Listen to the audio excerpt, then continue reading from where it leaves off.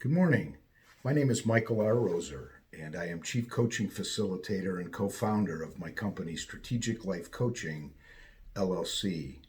Please join us for this video and others at my website, abundantlifeslc.com.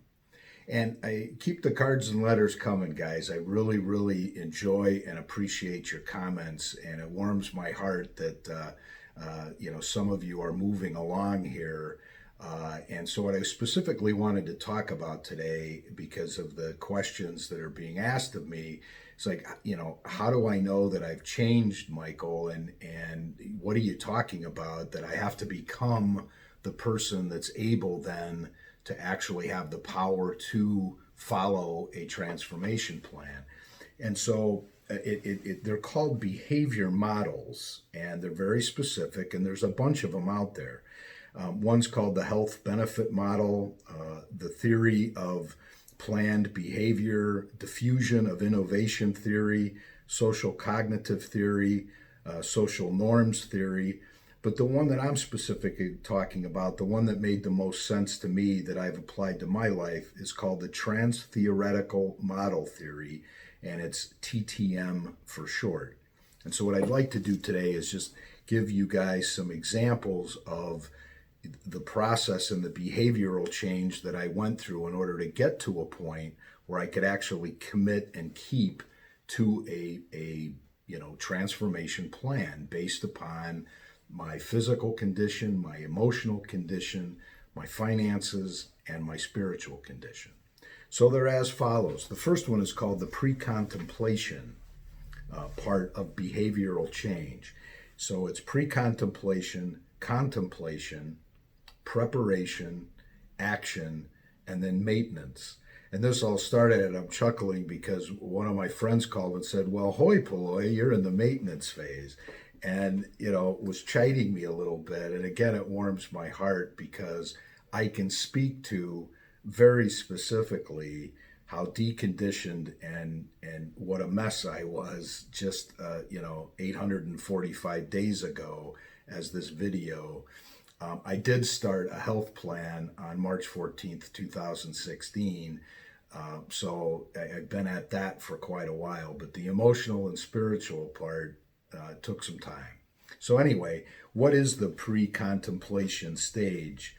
Well, for me, it was basically, I was 302 pounds. I was addicted to alcohol. I had high blood pressure, high cholesterol, and I just basically had resigned myself that was the cards that I was dealt, and that's just the way it's going to be. And so I was unwilling to change, unwilling to take all of your advice, and those of you who helped me, God bless you and thank you.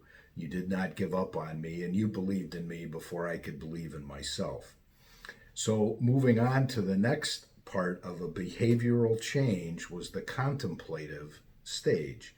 So I started to think about, and there was evidences all around me that people had been dealt some similar cards and that they were doing something about it. And I could actually see people losing weight, following a plan, getting unaddicted to alcohol by following a spiritual program.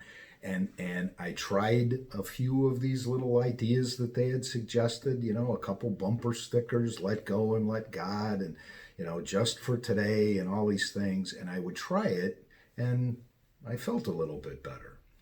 So then I decided to get to what's called the preparation phase. And in my company, that's the discovery session followed by an assessment session, 160 plus questions, to prepare you and to see what you're bringing to the table. I was bringing a very deconditioned man physically, and I was bringing to a very emotionally unstable person, and I was spiritually bankrupt. Now, as I mentioned, my finances were about the only thing that was in pretty good order, and I had followed and tracked that pretty well. So by going to see a nutritionist, by going to a personal trainer, by going to a spiritual director and my intern, those people through that assessment process prepared me then to make this change, which is the next part, which is action. Faith without works is dead. There's got to be some action in here that I have to do on a daily basis in order to change. But I had to get to a point of that preparation before I could take action. It's extraordinarily important, at least it was for me. And finally, you get to what's called the maintenance phase.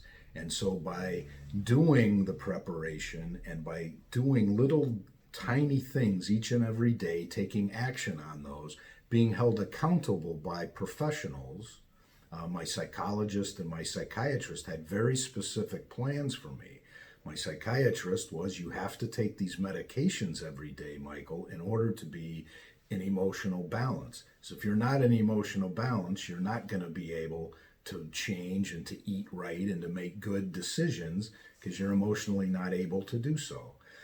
The spiritual part of it for me and with my spiritual director, and as I mentioned, I got so into it that I became a spiritual director, which was tapping into a power that was greater than myself because I needed that power not only to begin the plan cognitively, but to sustain it over a period of time.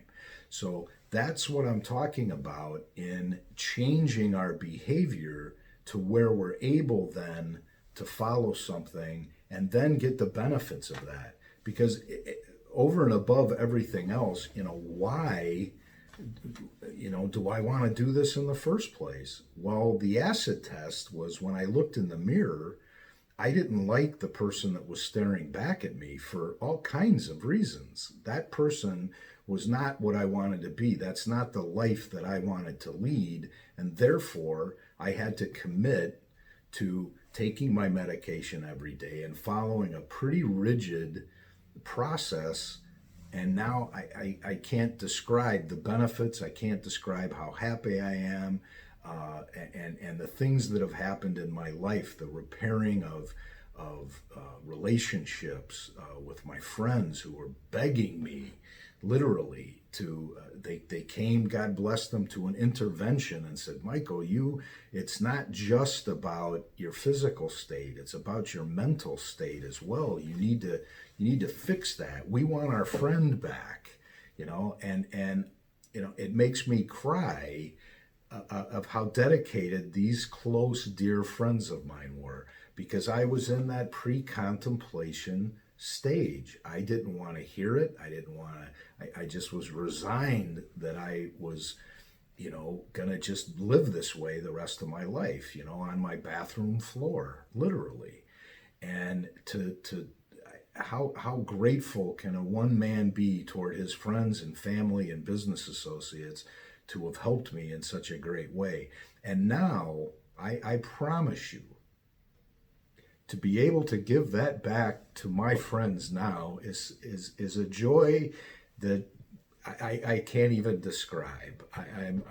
It's like Scrooge waking up after the three ghosts, appeared, or George Bailey in It's a Wonderful Life, just realizing how important he is in his little tiny world and how people are counting on him and wanting him to be him, just him.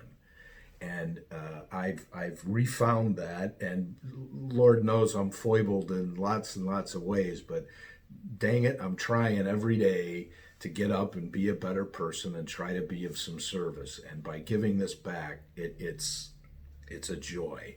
So again, I hope it helps, and my gratitude toward all of you is immense, and I hope to pay it back as best I can with God as I understand God. You guys take care. I love you all. Bye-bye.